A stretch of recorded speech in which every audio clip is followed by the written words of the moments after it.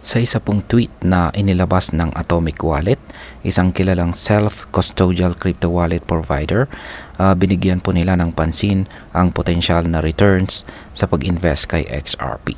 Ayon po sa kanila, kahit patumaas ang presyo ng XRP mula $2 hanggang $10, ay hindi pa rin po sapat ang $1,000 na investment para maging milyonaryo o magkaroon ng malaking kita dito.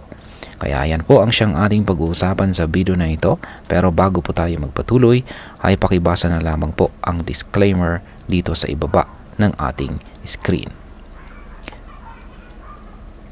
At ayan, ngayon ay simulan po natin sa kung paano ba ibinibilang ang kita dito kay XRP.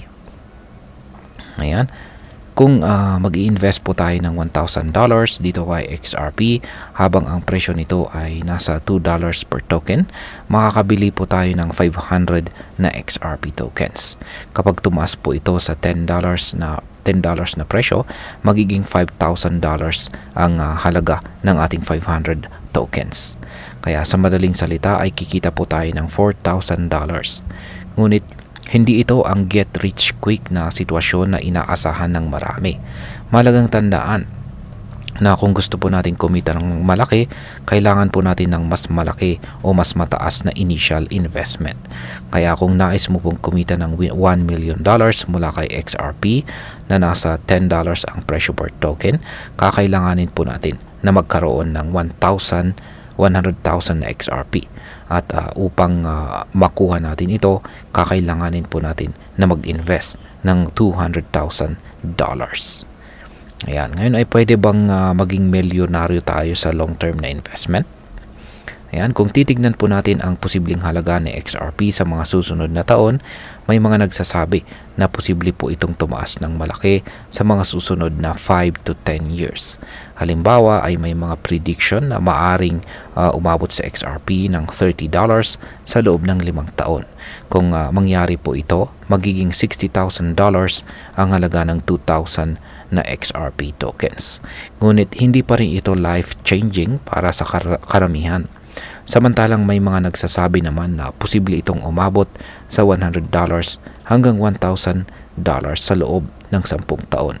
Kaya magiging $200,000 hanggang $2 million ang halaga ng 2,000 na XRP. Ngayon guys, ano naman po ang maaaring maging epekto nito para sa atin bilang mga Pinoy crypto traders at investors na XRP? Yan, para sa atin bilang mga Pinoy na nag-i-invest sa cryptocurrency, particular na po dito kay XRP, mahalaga po na maging realistic tayo sa ating mga expectations. Hindi lahat ng maliliit na investments ay magbibigay po ng instant wealth. Kailangan natin ng tamang long-term perspective or pangmatagalang pananaw at saka maglaan na po tayo ng mas malaking puhunan kung talagang gusto natin ng mas malaking kita.